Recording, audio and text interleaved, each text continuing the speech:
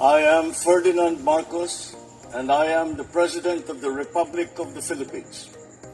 I stand today on behalf of 110 million Filipinos. Hi everyone, hello universe, it's me again. Shout out sa inyo mga kababayan.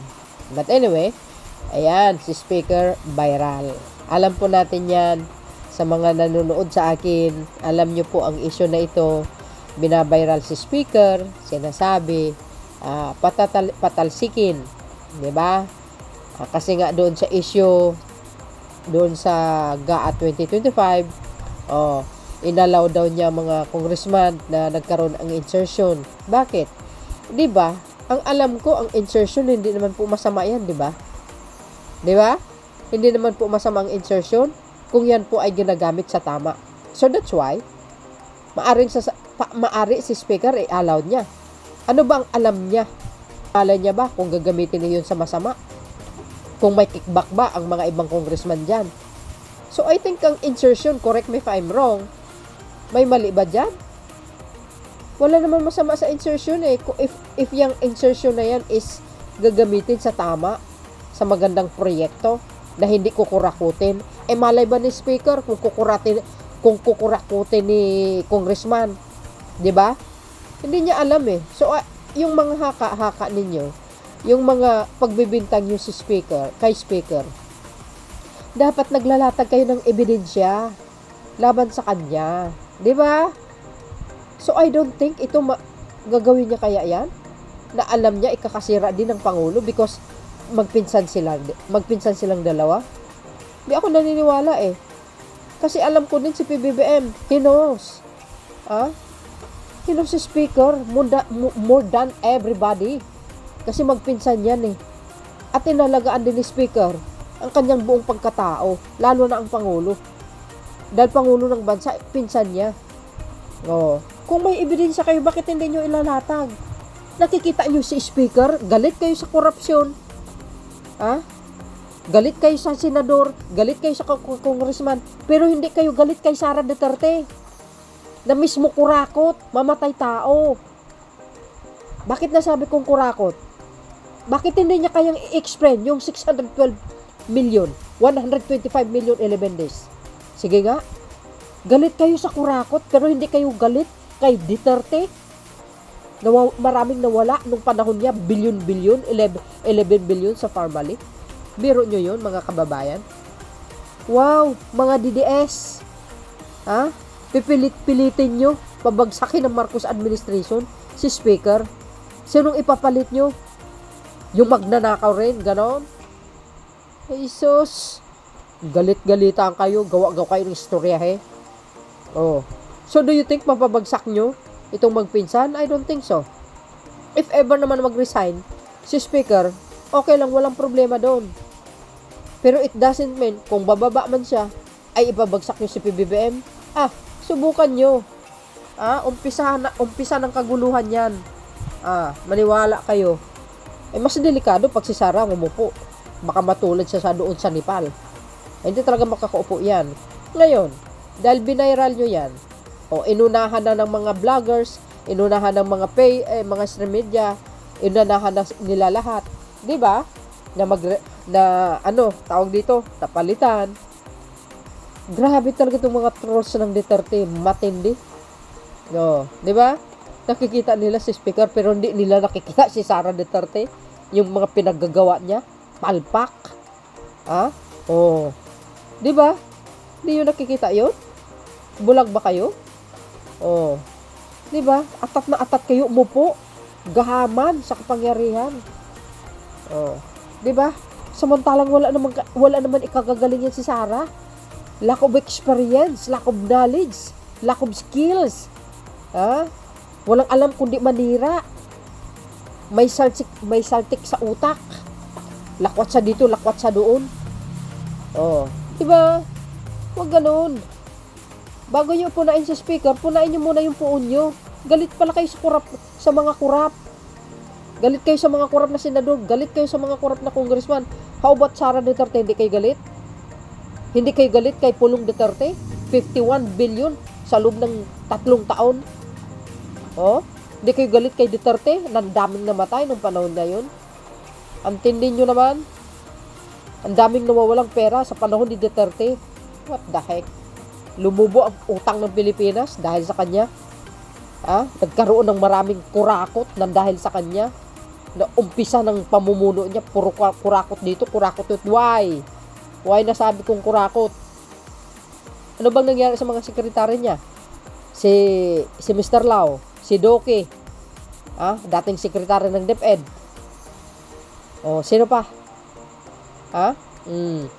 Di ba? Mga kababayan, si Kuse. Anong kaso? Graph, di ba? Galit kayo kay speaker without ebidensya. Di ba? Inaakusahan nyo naman yung tao dahil kay Diskaya, dahil ba binanggit siya? Who knows, di ba? Malay ba natin na ginagamit lang ang pangalan niya para lang masira si speaker? That is the other way na ginagamit ng mga DDS para masira si speaker. Tinatarget para matmatalsik. Para sasabihin pag na bumaba si speaker, yan, buti nga sa'yo, tamba. Di ba? Pero hindi lang nakikita yung mga puon nila. Number 1 na buaya. Matindi. At number 1 na killer. Ika nga. Saan kayo makikita niyan? So dahil dyan, dahil nag-viral si speaker, napapalitan, maugong, no? Pero, ito yung sinabi. Sabi po ng Manila Standard. Basahin po natin mga kababayan. Okay, 1 hour ago. Anong oras ngayon? Pag napanood nyo ito, binabasa ko ito ng 9:11 ng gabi.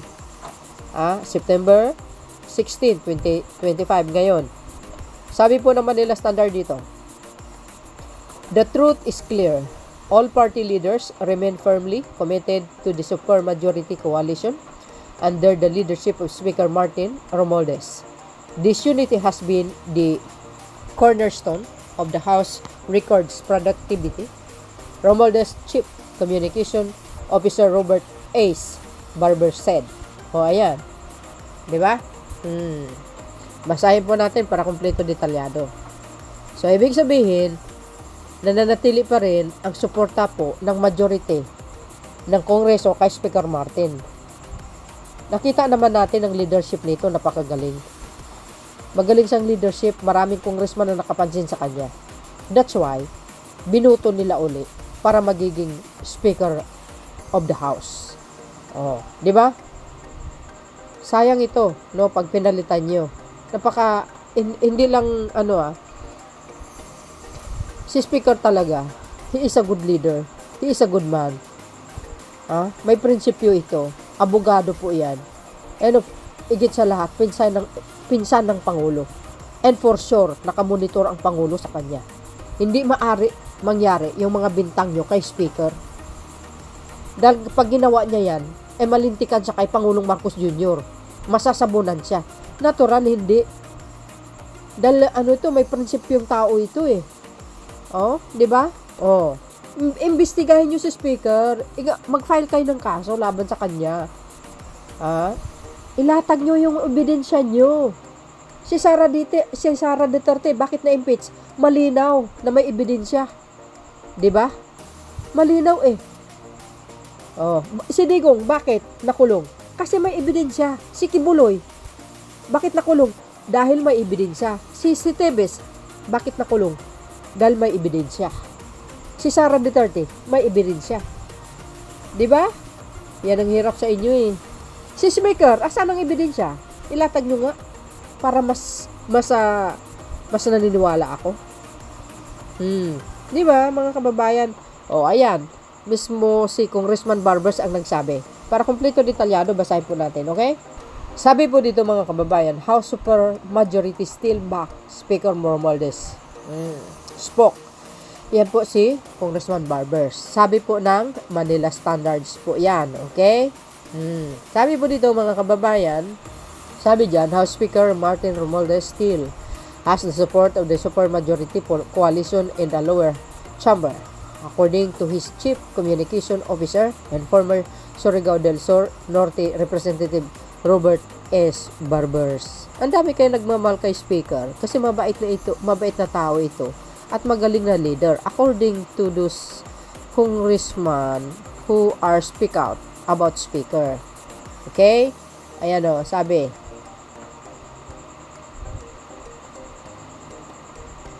Sabi dito, the trust and confidence of House members in the leadership of Speaker Romualdez remain unshaken, said Barbers amid rumors of a leadership change of the House of Representatives. The House on Tuesday, today yan mga kababayan, suspended its session a few minutes after it was resumed at 3 p.m. as there are no other agenda in the order of business except for referral of bills filed to respective communities. Ayan, ha?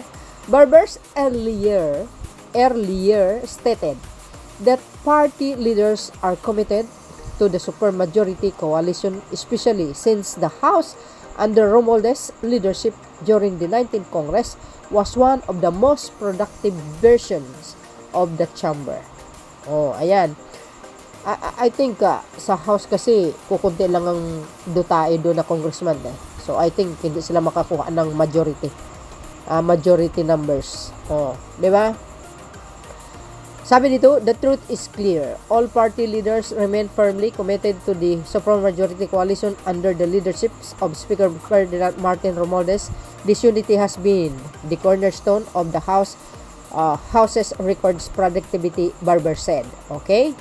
Under Speaker Romualdez, the 19th Congress was one of the most productive in our nation history. Passing landmark laws in support of the Bagong Pilipinas agenda, the 20th Congress is on track to build on the momentum, he added. Remember guys, sa pamumuno ni Speaker Martin, grabe, hindi mo mabilang talaga sa mga kamay mo. Hundreds of law bills ang pinasa. At marami po silang napunta ng mga bawat probinsya. Naghahatid po ng tulong under the leadership of Speaker Martin. Lalo na po ang Bagong Pilipinas. Siya po ang naka-assign dyan eh. No? Dala-dala niya lahat ng mga congressman nung that time na yun. Napanood ko because I have video eh. Oh, 'di ba? So I think the supermajority ng House still support the Speaker. Yan, 'di ba? I don't know guys, maybe yung mga nagkakalat ng balita, ng fake news sa social media, ayan po ay sadyang malakas ang trolls ng Duterte. Kasi ang layunin lang niyan is mapabagsak ang gobyerno na ito. Hindi po nila layunin yung kapakanan ng mamayang Pilipino. Remember that. Sa panahon ni Digong, brutal ang ejeke niya. Kinakawawa niya ang mga mamamayang Pilipino. Totoo yun. Sa tingin ko nga, tumakbo siya para lang sa sumikat lang ang pangalan niyang Duterte. Parang ganun eh. Actually, palpak ng pamumuno niya. Wala naman asenso eh sa pamuno ni Digong. Wala eh. Mayroon ba? Nakaya niya bang naipakulong yung mga kurakot sa gobyerno niya? Wala. Hindi. Si Pangulong Marcos Jr., walang sinasanto. Sariling diyang gobyerno, kinakalaban niya. Siya mismo ang nag-expose. Yun ang maganda. So, soon as possible, malalaman po natin kung sino ang makukulong. Kasi nagsampa ng kaso si Secretary Dizon dito sa mga kurakot na mga opisyal ng DPWH. DPWH na iba. Di ba? Under Speaker, the 19th Congress was one of the most productive in our nation. Biro nyo yun. Nation history, passing landmark laws in support of the Bagong Pilipinas. Ayan, inulit ko lang. Barbers are members of the 19th Congress who used to represent Surigao del Norte 2nd District cited that need for the House to maintain the status quo. You see, mga bes, Speaker, si Congressman Barbers, one of the Quadcom committee. The House of Representatives siya po ang chairman that time ng Quadcom. The House of Representatives stand solid and united. We will not be distracted by intrigues or political sore grapes. Our mission is clear: to continue delivering meaningful legislation and oversight that will benefit every Filipino family, Barbers earlier said. You see, I don't think Speaker will do some such thing na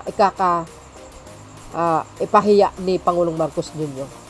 Like, yung mga akusa sa kanya. Nagnakaw siya. Hindi ako naniwala dun because speaker is bilyonaryong tao yan Remember, mayroon tayong video dyan, mga kababayan, na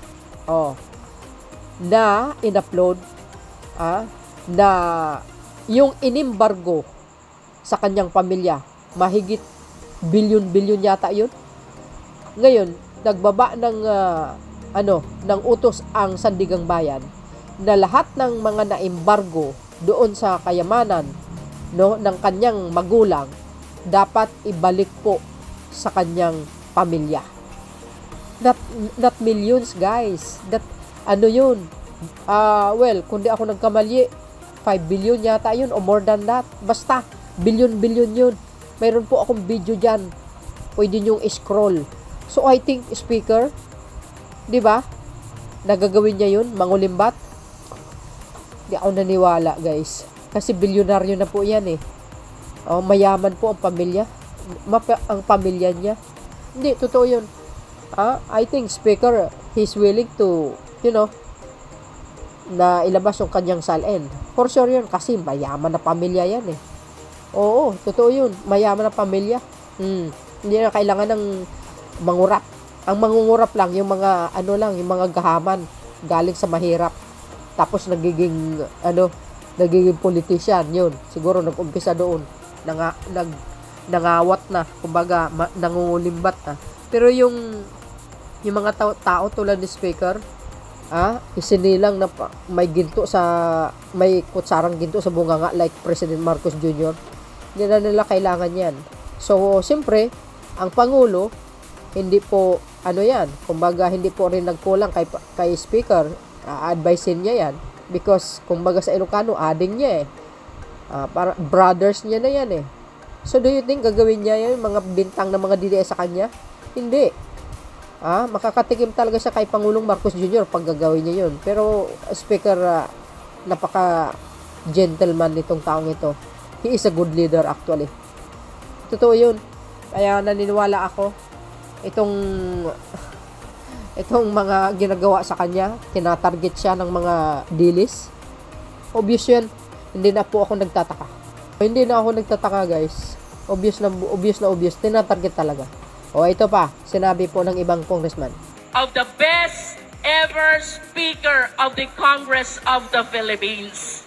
At ito po ang palagi kong sinasabi sa inyo, kung bakit bumabagyo at bumabaha ng biyaya sa 2nd District. It is because of our dear Speaker. So once again, let me state my lines. Kaya may AX dahil ni Speaker. Kaya may akap dahil ni Speaker. Kaya may tupad dahil ni Speaker. Kaya may mga barangay road dahil ni Speaker. Kaya may patubig dahil ni Speaker. At kaya may groundbreaking ngayon dahil ni Speaker. Tulad niyan. So yun mga kababayan, narinig nyo yung congressman na Jinky Luistro. Talaga namang napakasipag din ni speaker sa totoo lang. Ayan pa Romualdez, tumaas umano ang suporta sa Mindanao ayon kay Representative Adjong. Suportado nila yan di ba? Sabi po dito, mas lumalakas ang suporta para kay Speaker Romualdez sa Mindanao ayon kay Adjong. Para kay Lanao del Sur 1st District, Representative Sia Alonso Adjong, patuloy na tumataas popularidad ni House Speaker Martin Romualdez sa Mindanao batay sa resulta ng Okta Research. Ayan, survey. Mataas ang ratings niya nga hindi kasi nungalingan ang mga numero. Ipinakita nito ang mas maraming kababayan natin sa Mindanao ang nagpapahalaga sa ginagawa ng House Speaker Martin Romualdez upang mapabuti ang buhay ng mamamayan ayon kay Adjong. Hindi, sabi ko nga, he is a good leader talaga. He is a good leader. Promise. Napakabait na tao ito. Yung mga akusa sa kanya, pwede nyong maglatag kayo ng ebidensya para maniwala ako. Hanggat walang ebidensya, hindi ako maniniwala dyan. O, ito pa, Congressman Garin, pagtaas ng popularidad ni Romualdez sa Visayas, hindi na umano nakakagulat ayon kay Representative Garin, Congressman Garin. Ito sabi dito, ayan, sabi po ng Pinoy Trend, tumataas na, sabi dito, tumataas na popularidad ni Romualdez sa Visayas, hindi umano nakakagulat ayon kay Representative Garin. Ibinahagi ni Deputy Speaker Janet Garin na hindi na siya nagulat kung tumaas ang popularidad ni House Speaker Martin Romualdez sa Bisaya Region ayon sa OCTO research. This is especially telling for us in the Visayas people in our regions have seen the Speaker support for programs that truly matter, including basic services, social protection, and responsive legislation. Ani ni Garin. Ayan o, the 66% trust rating in the Visayas is not surprising. It reflects direct impact. Dagdag pa niya. Hindi, talaga guys, no? Real talk tayo. Si Speaker, magaling na leader po yan. I know. Sisirain lang at sisirain yan talaga. Pababagsakin talaga yan. Yan ang ginagawa nila ngayon. Binaviral nila sa social media na ganito, magnakaw, may chopper. Di ba? Pero hindi na po kayo magtaka dahil bilyonaryo na ito si Speaker since pa. Yun nga yung sabi ko eh. Di ba? Mayroon tayong video tungkol dyan sa kanyang magulang na dapat ibalik yung billions na nakinuha sa magulang niya. Kasi nanalo sila sa sa korte. So yun, mga kababayan. Tulad yan, sabi ni Congressman Loistro, although napanood nyo yung video, di ba? Sabi niya, anong sabi ni Congressman Loistro? Ayan, tinawag na best speaker si Romualdez. Ibinahagi ni Batangas Representative Jinky Loistro ang kanyang paghanga kay Speaker. Ayan, Martin Romualdez, umabot pa ito sa punto na tinawag niya si Romualdez na isa sa mga pinakamagaling na speaker sa kasaysayan ng Kamara. You see, biro nyo yun? Isang napakagaling na judge ngayon ay congressman. Kaya may AX dahil kay Speaker, kaya may AKAP dahil kay Speaker, kaya may tupad dahil kay Speaker, kaya may mga barangay road dahil kay Speaker, kaya may patubig dahil kay Speaker. Ayan sabi ni Congressman Loistro, biro nyo yun, magaling sa leader. Kung may galit man sa kanya, yun yung mga dutai. Yun lang yun, kasimple. So yun mga kababayan, ang pinaka-latest updates, kaya abangan po natin ang mga kaganapan sa susunod na mga araw. See you again on my next upload. Bye and babush. God bless Philippines.